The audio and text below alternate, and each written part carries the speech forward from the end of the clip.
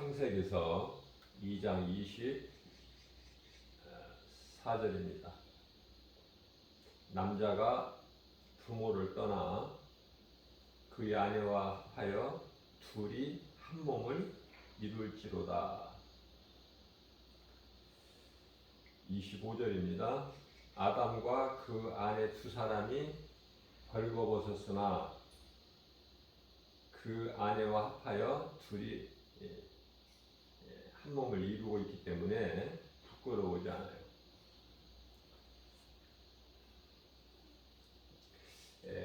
이 여자라는 이 존재가 남자의 몸의 일부죠. 창세기서 2장 22절 말씀입니다. 하나님께서 아담을 깊이 잠들게 하셔서 그 아담의 갈빗대를 하나 취하여 여자를 만드신 거예요. 그렇기 때문에 남편과 아내는 따로가 아니죠. 한 몸이에요. 물론 영혼은 각각이지만은 몸은 하나다는 사실을 잊어버리면 안 돼요. 마태복음 19장 5절에서도 같은 말씀을 하고 계셔요. 이사야서 34장 16절 말씀을 보게 되면 모든 성경이 하나님 말씀이 짝이 있다고 그랬어요. 우리가 지혜가 없어 찾지를 못해서 그렇지 하나님께서는 다 그 짝을 이루신다고 말씀하셨어요. 자, 마태복음 19장 5절 말씀을 보게 되면은 하나님께서 말씀하시기를 그러므로 사람이 그 부모를 떠나서 아내에게 합하여 그 둘이 한 몸이 될지니라 하신 것을 읽지 못하였느냐 하시면서 6절에서 그런즉 이제 둘이 아니요 한 몸이니 그러므로 하나님이 짝지어 주신 것을 사람이 나누지 못한다 이렇게 말씀하셨거든요.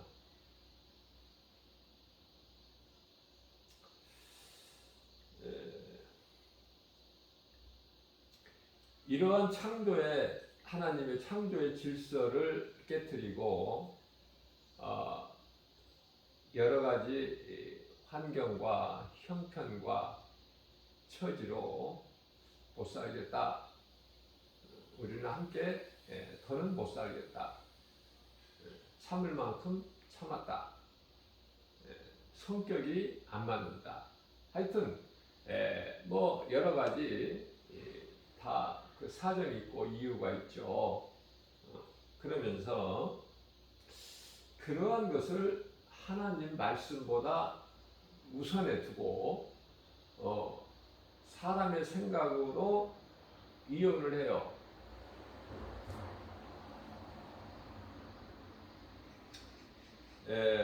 창세기서 3장 21절 말씀을 보게 되면은요, 하나님께서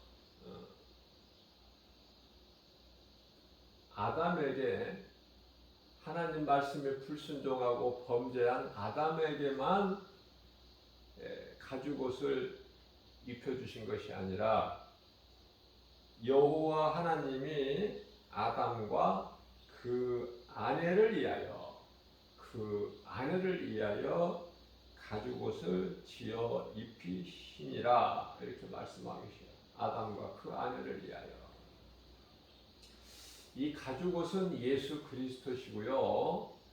예수 그리스도께서 요한복음 6장 63절 말씀을 통해서 우리를 살리신 것은 영이에요.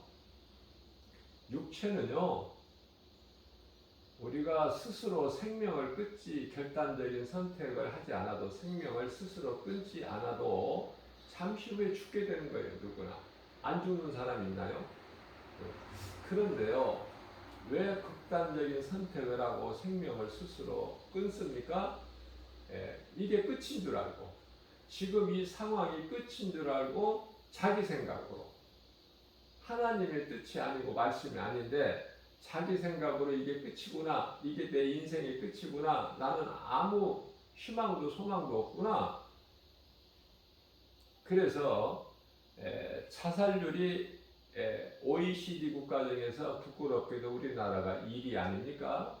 1위. 왜 생명을 끊습니까? 죽을 용기 가지고 사는 쪽으로 해보세요. 너무 어리석지 않습니까? 이러한 결과는 전부 귀신에게 끌려서 그러는 거예요. 귀신에게. 이런 영적인 것을 알지를 못하기 때문에 많은 사람들이 목숨을 끊고, 또 오늘 말씀을 보게 되면은 많은 사람들이 이혼을 해서 이혼율 또한 OECD 국가에서 부끄럽게도 1위예요. 우리나라가. 안타깝죠. 목숨을 스스로 끊으려는 생각을 하고 있는 사람이나 아니면은 이혼을 하려고 하는 사람들이 이 말씀을 듣는다면 얼마나 좋을까. 그런 마음을 가지고 이 말씀을 전하고 있는 것입니다. 하나님의 말씀은 영혼을 구원하시는 능력만 있는 것이 아니라 죽을 자를 살리는 능력이 있어요. 죽을 자를. 죽을 수밖에 없는 상황에 이르러 있는 자들을 살리신다. 하나님의 말씀의 능력으로. 그렇기 때문에 하나님의 말씀을 듣는 자는 참으로 복 있는 자요. 사망의 음침한 골짜기 길을 다닐지라도 주께서 나와 함께 계시다는 이 신앙만 있으면은 두려움이 없고 그 사망에서 건지신다는 거. 그게 다윗의 신앙 고백 아닙니까? 이 말씀과 관련하여 에베소서 5장 22절에서 25절까지 말씀을 보면은 아내들이요 자기 남편에게 복종하기를 주께 하듯하라. 아내들이 남편에게 복종을 안 해서 모든 문제가 발단돼요. 그런데 우리 하나님께서는 아내들에게 하시면서 아내들이요 남편에게 복종하기를 마치 하나님께 하듯 하라 그 말이에요. 그러면 가정이 평안해져. 근데 그게 어렵죠. 왜냐하면 내 생각이 남편보다 더 생각이 낮고 내가 남편보다 능력 있고 남편보다 더 잘 알고 이거 전부 귀신이 주는 생각이에요. 그래서 내 자존심을 높이는 거야. 누구 앞에서? 남편 앞에서. 한 몸인데도 그걸 깨달지를 하나님의 말씀을 모르니까.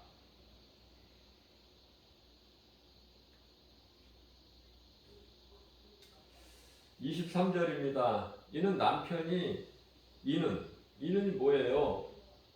왜 아내는 남편에게 복종하기를 주께 복종하듯이 하라 그렇게 말씀하셨느냐면 이는 남편이 아내의 머리가 된다는 거예요. 아내의 머리.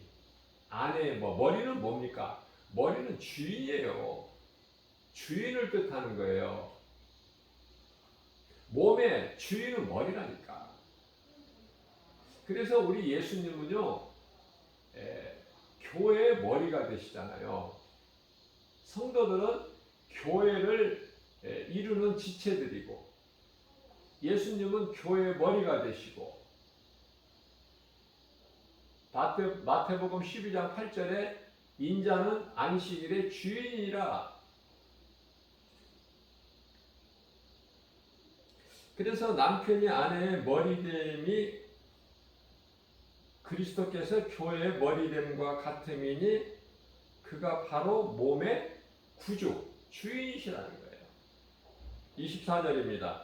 그러므로 교회가 그리스도에게 하듯 아내들도 범사에 모든 일이란 말이에요. 범사에 내가 기분 좋고 내 마음에 합당할 때 남편에게 순종하는 것이 아니라 범사에 남편에게 복종하라. 이게 하나님 말씀이거든요.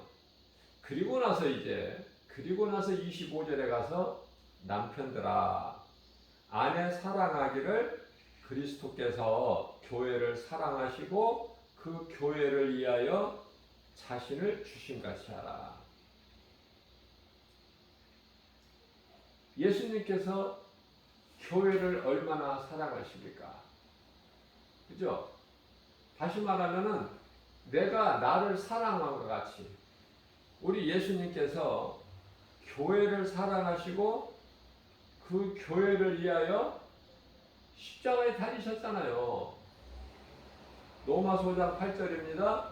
우리가 아직 죄인 되었을 때 그리스도께서 십자가에 달려 죽으시기까지 우리를 사랑하신 그 사랑을 확증해 주셨다고 말씀하고 계시죠. 그러니까 남편들은 아내를 사랑해야 될 의무가 있는 거예요. 의무. 왜냐하면은 남편의 몸의 일부지만 아내라는 존재가. 그러나 몸은 하나지만 앞서 말씀드린 대로 영혼은 각각이에요. 영혼이 남편이 아내를 따라 천국이나 지옥 가는 것도 아니고 아내가 남편을 따라서 아내의 영혼이 천국이나 지옥 가는 것이 아니에요. 각각이란 말이죠.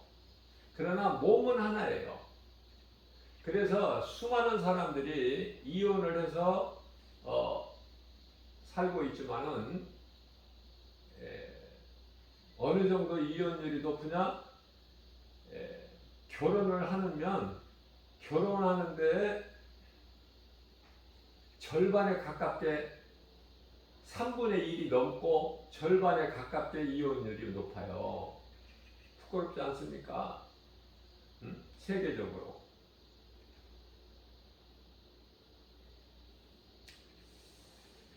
하나님 말씀을 모르기 때문에 우리는요 내 마음에 안 들어도 참아야 돼. 왜냐하면은 엄마 한 태에서 태어난 형제들도 안 맞잖아. 뜻이 안 맞아요. 에서와 야곱이 맞습니까? 가인과 아벨이 맞느냐고요? 안 맞는 거예요. 한 어머니 태에서 태어난 형제들도 서로 각각 안 맞는데 한 30년 다른 생활 속에서 환경에서 자란 남편과 아내, 그게 결혼을 했다고 해서 모든 것이 다 하나가 되느냐고 말이에요. 아니거든요. 서로가 용납하고 이해하고 용서하고 사랑하고 섬기고 의지하고 믿고 나갈 때 되어지는 거예요. 부부는 닮는다고 그러잖아. 결혼해서 이제 한 몸이 되면은 닮는다고 그러잖아요. 비슷해 가는 거예요. 맞춰가는 거예요, 그냥.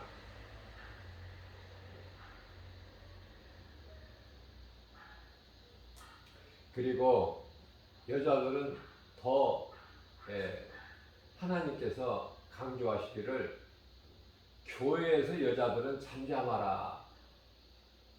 나서지 말고. 여자가 나서서 되는 일이 없어. 교회나 가정이나. 그래서 옛 속담에 세상에 속담이죠. 집안에 암탉이 울면 그 집안이 안 된다는 속담도 있잖아요. 잠잠해야 돼, 여자는. 어떻게 보면은 좀 이렇게 말씀을 전하다 보면은 가부장적이다라고 이런 이미지가 풍기게 되는데요. 하나님의 말씀이에요. 아브라함의 아내 사라가 아브라함에 대할 때 마치 죽게 대하듯이 했어요. 죽게 대하듯이. 아브라함은 아내 사라를 사랑했고 인격적으로. 그래서 아내 사라는 남편 아브라함에게 복종했고 주님 죽게 대하듯이 복종했고 아브라함은 아내 사라 사랑하기를 아내 말을 잘 들었어요. 저는 이런 생각을 해봐요. 하나님께서 이 아담에게 이제 하와를 만들어 주셔서 한 몸이 되게 하셨는데, 가정을 이루어 주셨는데요. 아담이 잘못한 것이 없어.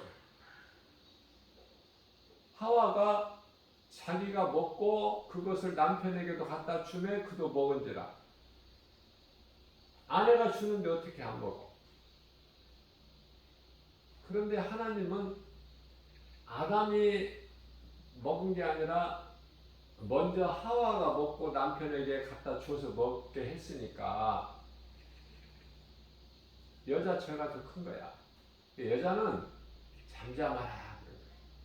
남자는 이 땅에서 사는 동안에 열심히 땀을 흘려 먹기 위하여 살지만은 그래야 먹을 소산을 그 땅에서 얻죠. 그러니까 땅이 축복의 땅이 아니라 저주받은 땅이야. 아담의 죄로. 창세기서 3장 19절 말씀이죠. 18절에서 19절. 자, 그러면 얼마나 힘들어요. 저주받은 땅에서. 그것도 가시와 엉겅퀴를 내는 땅에서 먹을 것을 얻기 위해서. 농사를 지어도 옥토에서 지면은 좋아. 그런데 저주받은 땅, 가시와 엉겅퀴를 내는 땅에서, 그죠? 그러나 남편은 수고만 하면 돼. 그런데요, 아내에게는 하나님께서 벌을 내리시기를 산고를 주셨다고 말해요.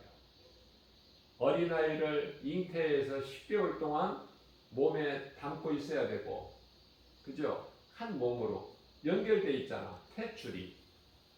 그죠? 그래서 어머니가 먹는 것을 그 태아가 먹잖아. 속에서 영양을. 자, 그뿐만이 아니라 그러한 고통만 있는 것이 아니라 이제 산통이 있다고 해요. 산고가. 아이를 출산할 때 얼마나 그 고통이 심합니까? 요즘에는 이제 의학이 발달돼서 이제 그런 아이를 낳다가 죽는 그런 예가 극히 드물죠. 그 성경적으로 보게 되면은 누구예요? 라헬이죠. 야곱의 아내 라헬이 야곱이 더 사랑한 레아보다 라헬을 더 사랑하잖아요. 사실 레아에게는 관심이 없었어요. 레아가 야곱의 아내가 된다는 건 생각지도 못했죠. 오직 관심은 라헬이었어요. 그래서 사랑하는 라헬에게서 난 그 요셉과 베냐민이 그렇게 사랑스러웠었잖아요. 다른 아들보다. 그런데 그 라헬이 베냐민을 낳고 죽잖아요. 근데 요즘에는 의학이 발달돼서 이제 그런 예가 극히 드문데요. 그 무슨 뜻이냐면은 목숨을 걸고 낳는 거야, 아이를 낳을 때. 옛날에는 이 산모가 아이를 낳고 방에 들어갈 때 그 고무신을 벗고 들어가면서 생각이 내가 이 고무신을 다시 신을 수 있을까? 그런 마음으로. 그러니까 죽으면 죽으리라야. 아주 목숨을 걸고 그 고통을 겪어야 아이를 낳는 거예요. 아이도 건강하게 출산되고 산모도 건강하면은 그거 굉장히 축복 아닙니까? 하나님께서 그렇게 주셨기 때문에 그런 고통이 있어야 아이를 출산할 수 있는. 하나님 말씀대로만 살면은 다 되어지는 인생인데 하나님의 말씀을 순종하지 않기 때문에 이런저런 불미스러운 일들이 생기는 거예요. 에베소서 6장 1절입니다. 아내와 남편뿐만 아니라 이제는 그 자녀들, 그러니까 가정을 이루고 있는 자녀들아, 주 안에서 너희 부모에게 순종하라. 이것이 옳으니라. 자, 성경적으로 자녀들이 주님 안에서 부모에게 순종하는 자녀들도 물론 소수 있겠지만 대부분이 그렇지가 않아요. 거저 나라는 존재가 거저 있는 줄 알아. 부모 은혜는 생각지를 못하고. 그래야 하나님께서는 자녀들에게 부모에게 순종하라. 이것이 옳으니라. 내 아버지와 어머니를 공경하라. 이것은 약속 있는 첫 계명이니. 네가 자녀들이 너희가 내 말에 하나님 말씀에 순종할 때 네가 이로써 3절이죠. 내가 잘되고 땅에서 장수하리라. 그러면서 간단하게 이제 한 줄로 4절에서 아비들아 자녀를 노엽게 하지 말고 오직 주님의 주의 교훈과 훈계로 양육하라. 하나님의 말씀이 잣대가 되어서 자녀들이 잘못하면 엘리 제사장 같이 그렇게 두리뭉실하게 이렇게 하지 말고 바르게 가르치란 말이죠. 교훈. 또한 훈계가 없는 자녀는 그 사생자라고 그러시잖아요. 훈계. 자녀들은 아비의 훈계를 달게 받아야 돼요.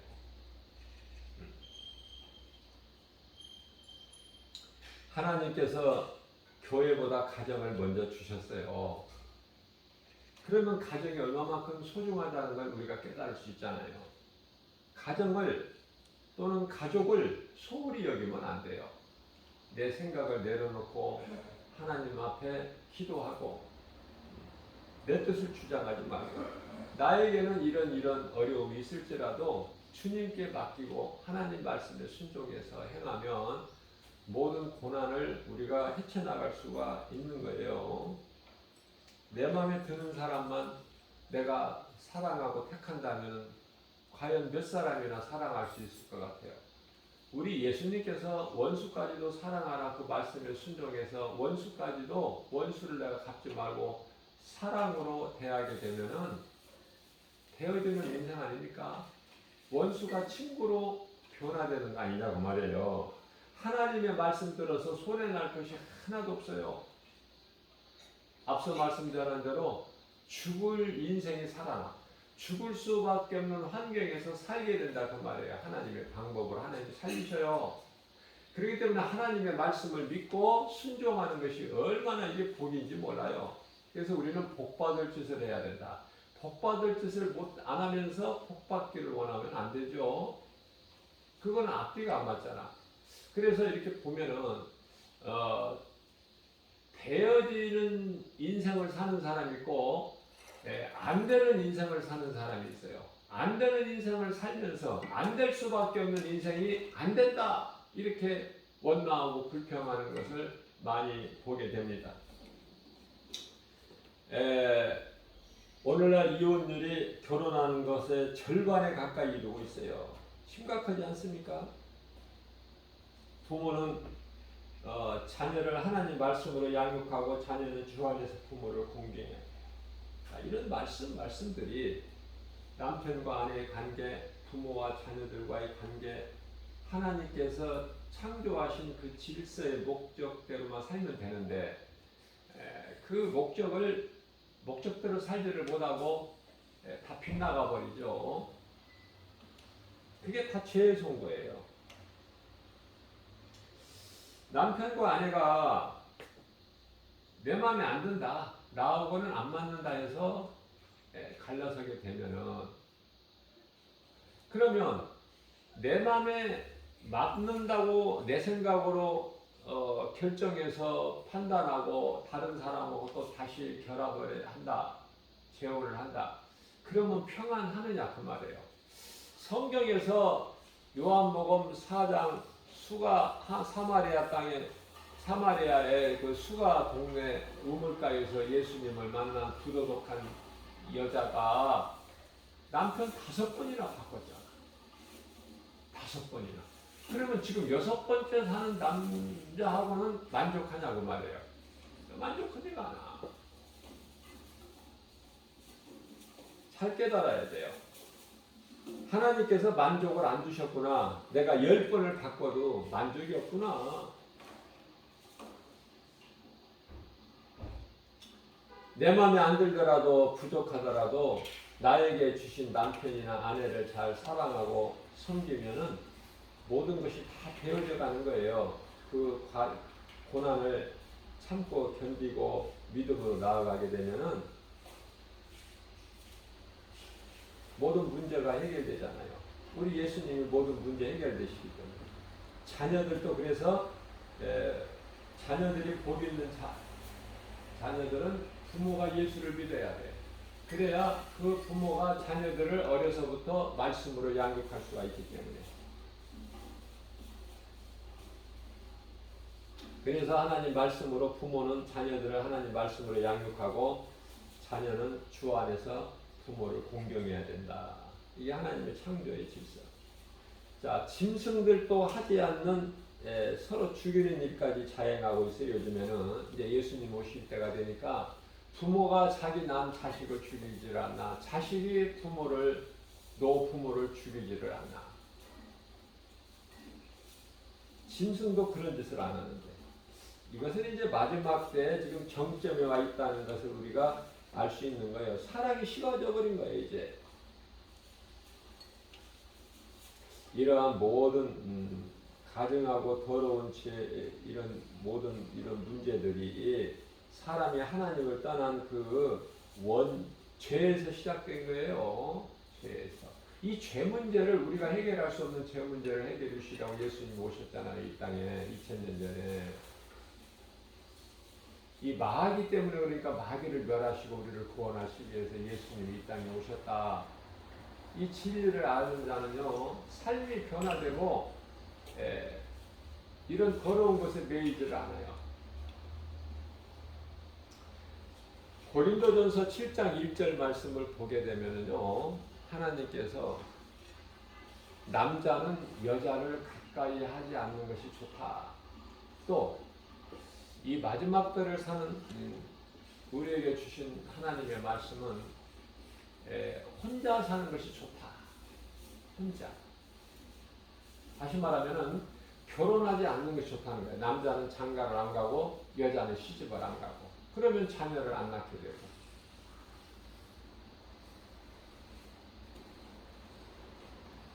그것이 하나님이 기뻐하시는 뜻이에요. 왜냐하면 시집 장가를 가게 되면은, 자녀를 낳게 되면은 그것으로 인한 그 많은 고난과 어려움이 따르기 때문에 나는 너희를 사랑하기 때문에 이 말을 하는 것이다. 이렇게 사도 바울을 통해서 하나님께서 말씀을 하십니다. 남편은 아내를 사랑하고 아내는 남편에게 순종하는 것이 하나님 기뻐하신 뜻으로 아름다운 그리스도인의 가정이 된다. 자녀는 먼저 가정에서 부모를 통해 배우게 되고, 가정의 주인은 예수님이시며 교회는 예수님의 몸이라고 제가 앞서 말씀 전했죠. 교회 머리가 되십니다. 그러므로 가정과 교회가 모두가 다 참으로 중요한 거예요. 그래서 복음의 능력으로 가족과 가정을 사랑하고 돌봐야 된다.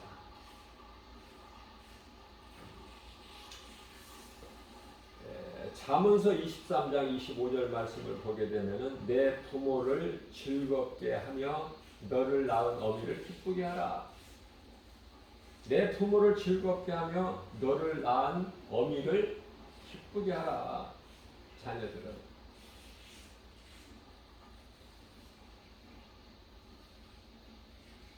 그러나 자녀들이 부모의 은혜를 알고 공경하는 자녀들이 얼마나 돼요?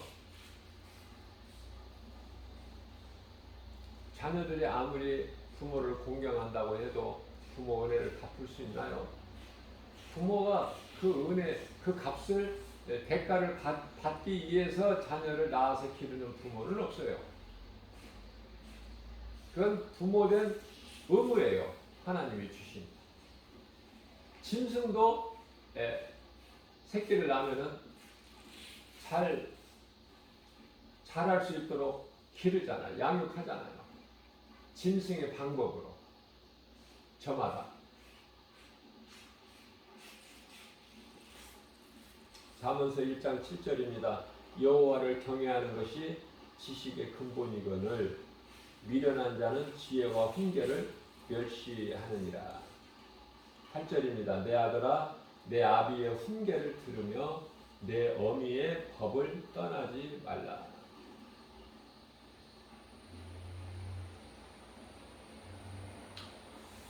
고린도전서 7장 14절에서 말씀하십니다.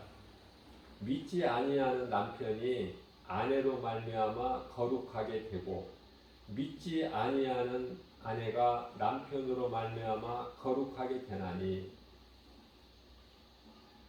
두 사람 중에 한 사람만 믿으면 그 예수님을 구주로 믿는 그 남편이든 아내든 그 한 사람으로 인해서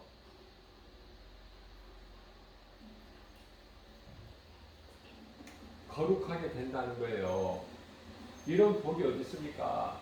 이런 하나님의 은혜가 어디 있어요? 그래서 믿지 아니하는 남편이 아내로 말미암아 거룩하게 되고 믿지 아니하는 아내가 남편으로 말미암아 거룩하게 되나니 그렇지 아니하면 너희 자녀도 깨끗하지 못하니라. 그러나 이제 거룩하니라. 하나님의 말씀에 순종하고 나아가면 다 잘 된다는 거예요. 디모데전서 5장 8절입니다. 누구든지 자기 친족, 특히 자기 가족을 돌보지 아니하면 믿음을 배반한 자요 불신자보다 더 악한 자니라. 이만큼 가정과 가족을 돌보는 것은 중요한 거예요. 남편이나 아내나 자녀들이나. 창세기서 4장 8절에서 9절입니다. 가인이 그의 아우 아벨에게 말하고 그들이 들에 있을 때 가인이 그 아우 아벨을 쳐 죽이니라. 이 살인인데요. 최초 살인인데 이게 죄의 열매예요. 살인이. 죄로 인하여 우상숭배만 아니라 살인이 있고 음란이 있고 모든 가증하고 더러운 죄의 열매가 다 드러나게 되는 거예요. 9절입니다. 여호와께서 가인에게 이르시되 내 아우 아벨이 어디 있느냐?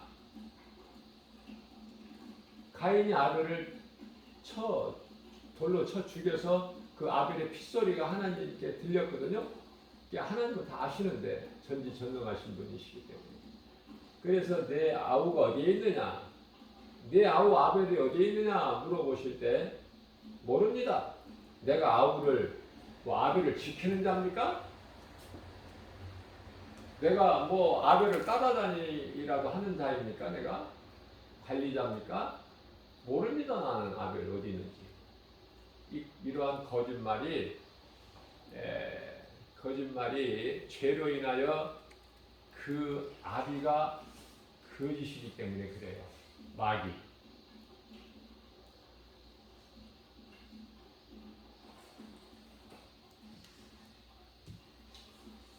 창세기서 4장 14절 말씀입니다. 주께서 오늘 이 지면에서 나를 쫓아내시온즉 지금 가인이 하나님께 쫓겨날 때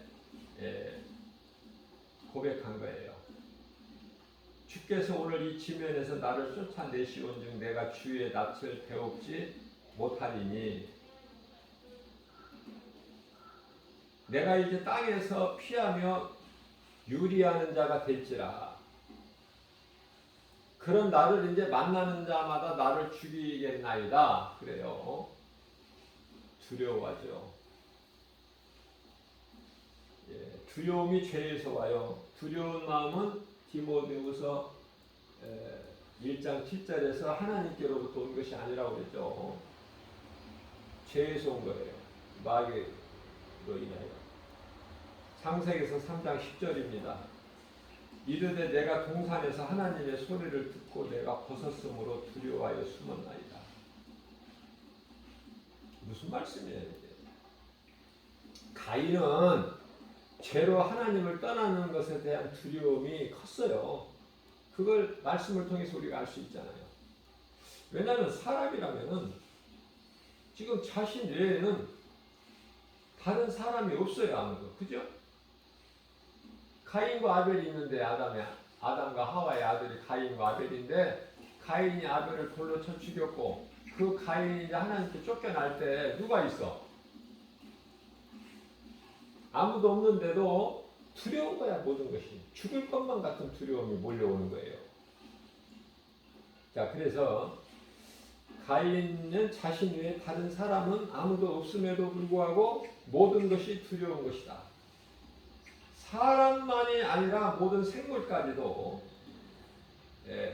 의식하여 그렇게 말을 한 거예요. 자, 이와 같이 모든 두려움은 사람이 하나님을 떠난 죄에서 온 것이죠. 죄를 짓고 두려워하는 것보다 두려워서 죄를 짓지 않는 것이 훨씬 더 낫다. 저는 이런 생각을 해봅니다. 죄를 짓고 두려워하는 것보다 하나님의 말씀 거역하고 두려워서 숨고 이거보다 죄를 짓지 않는 것이 훨씬 더 낫다. 때린 사람은 잠을 못 자는데 맞은 사람은 잠을 잔다고 그러잖아요. 마음이 평안하니까. 뭐 성경적으로 이해를 돕기 위하여 비유로 한 말인데 맞는지 안 맞는지는 잘 모르겠지만은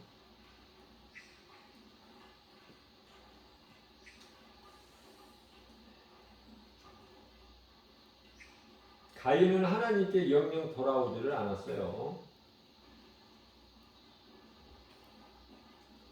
버림을 당한 것이다 말이야. 가인은 하나님께 버림을 받은 자는요 돌아올 수가 없어요. 자, 회개하고 예수 그리스도에 돌아오는 자는요 아버지께서 나에게 인도하시지 아니하신 자는 내게 올 수가 없다. 예수님 말씀하셨잖아요. 자, 그것은 모든 선으로부터 영원히 추방되기 때문에 하나님께 버림을 받은 자는 지옥은요 주의 얼굴과 영광을 떠난 영원한 멸망에 이르는 곳이죠. 하나님을 떠난 자들, 하나님을 모르는 인생들의 영혼이 가는 곳이 지옥이에요. 잠언서 28장 1절입니다. 악인은 쫓아오는 자가 없어도 도망하나 의인은 사자같이 담대하니라. 악인은 쫓아오는 자가 없어 두려워 도망다녀. 의인은 사자같이 담대해. 어느 쪽이 좋아?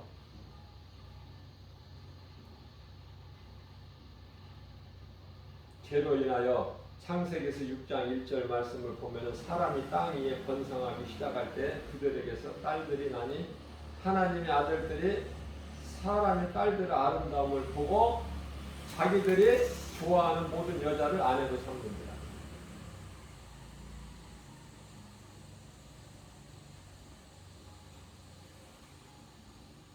오늘날의 마지막 때의 음란이 문제예요. 음란.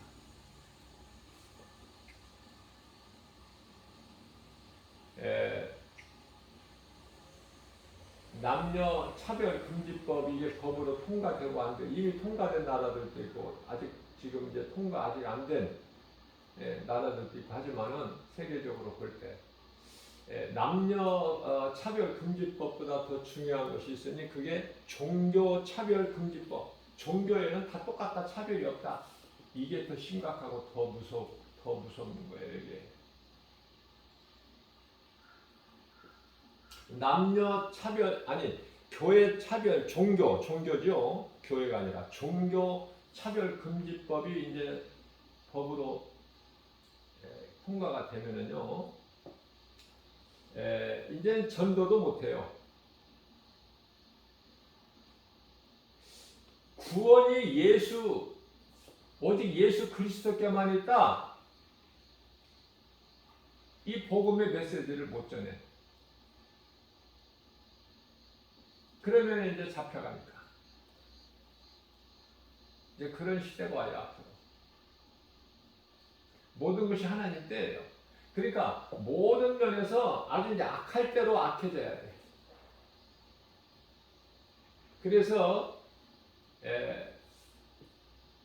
두 짐승이 마귀로부터 권세를 받아가지고 온갖 그 악한 일들을 행하고 거짓이 세상에 난무하고 악인들이 득세할 때 예수님이 다시 오시는 거예요, 공중으로. 이건 다 각본에 나와 있는 거기 때문에 왜 이런 일이 있어야 되느냐고 하면 안 돼. 그건 어린아이 신앙이야. 마땅하고 당연하고 그런 일들이 세상이 거꾸로 돼야 돼. 악해질 대로 악해지고. 사람 죽이는 거 밥 먹듯이 하고. 예수님이 다시 오실 때 나타날 징조들 가운데 가장 먼저는 예루살렘이 회복이 됐어요. 예루살렘이 회복됐다는 건 다시 말하면 이스라엘을 뜻하는 거예요. 이스라엘의 수도가 예루살렘 아닙니까? 이스라엘 나라가 회복이 됐죠. 1948년 5월에 예수님 오시기 위해서. 이런 것을 깨닫지 못한 사람들이 대부분이에요. 그저 이스라엘 그냥 독립 이거 그렇게 이스라엘 독립 단순하게 볼 것이 아니야. 예수님이 이제 오시기 위해서. 오늘날에 세계에서 일어나는 일들이 다 이제 실시간으로 다 이렇게 이제 방송이 되기 때문에 우리가 알 수 있지만은 지구촌에서 일어나는 일들을 다 알 수 있잖아요. 다 드러나고 있잖아요.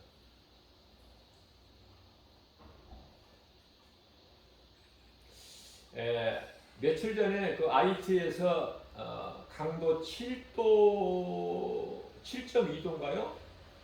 지진이 일어나서 많은 인명피해가 있었어요. 수천 명의 인명피해가 있었어요. 그러나 눈 하나 깜짝하느냐고 말이에요. 대한민국에서. 눈 하나 깜짝합니까?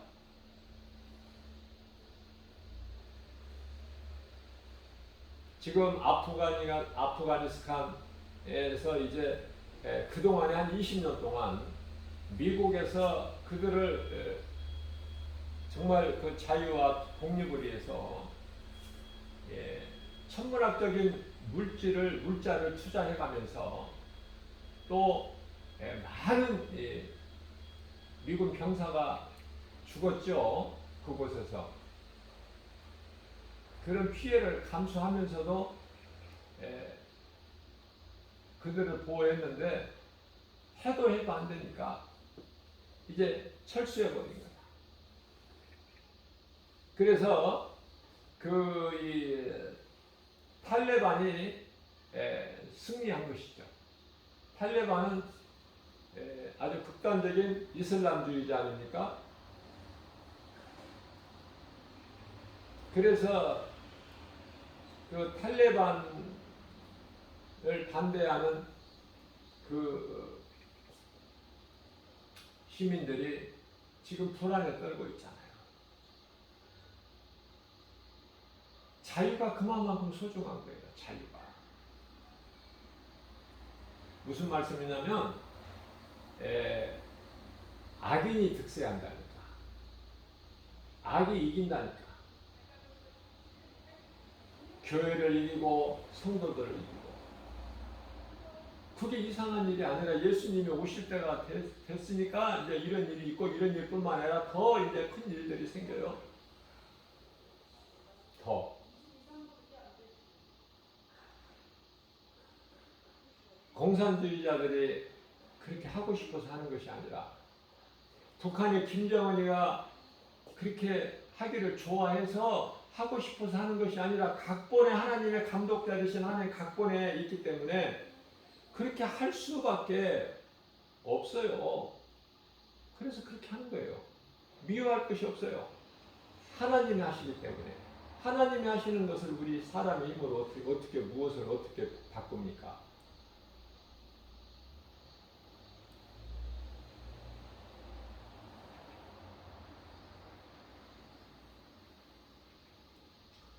하나님께서 이제 물로 심판을 하셨고 잠시 후면은 이제 불로 심판하시는데 지금 그 시대를 살고 있는데요. 그 얼마만큼 지금 이 마지막 때에 이 종말론이 가까워져 왔다는 것을 얼마나 깨달으냐고 말이에요. 얼마나 그날을 위하여 준비하는 삶을 사느냐 이 말이죠. 여전히 노아의 홍수 심판 때 같이 먹고 마시고 시집가고 장가고 그거 아닙니까? 깨달지를 못하고 똑같은 거예요. 그래서 예수님께서 마태복음 24장 37절 말씀이죠. 인자의 임함도 노아의 때와 같다. 이 말씀을 몇 사람이나 깨달으냐고 말해요.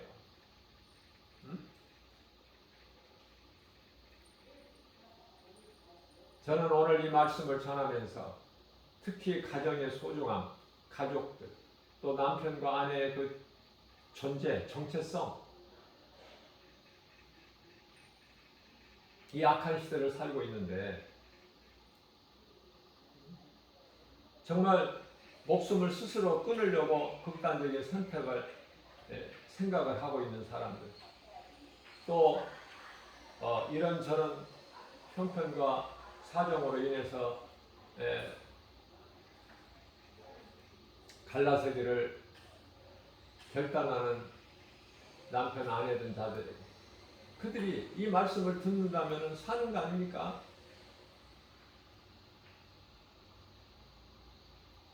그리고 믿음이 어린아이 신앙이라서 왜 이런 일들이 요즘 이렇게 세계적으로 일어나는지. 이제 코로나 이게 뿐만이 아니에요. 이건 시작에 불과해. 그죠? 이런 일들이, 이런 고난과 환난과 시험이 당연하고 마땅하게 있어야 돼. 우리 예수님 오셔야 되니까. 그러나 거짓 선지자, 두 짐승, 적그리스도, 종교 다원주의, 이런 불의한 세력들이 어때요? 지금 발악을 하고 득세를 하고 온갖 거짓이 난무하고 때가 돼서 그래요. 그걸 깨달아야 돼요. 그것을 우리가 깨달을 수 있는 것은 오직 하나님 말씀 복음의 능력밖에 없어요. 그래서 하나님 말씀을 날마다 듣는다는 것은 놀라운 복이죠. 그건 하나님의 은혜고. 하나님의 은혜를 입는 거 아닙니까? 내 죄가 깨끗해지는, 내 행동으로, 생각으로, 마음으로 지은 뭔가 죄와 허물이 씻어지는 하나님 말씀의 능력으로.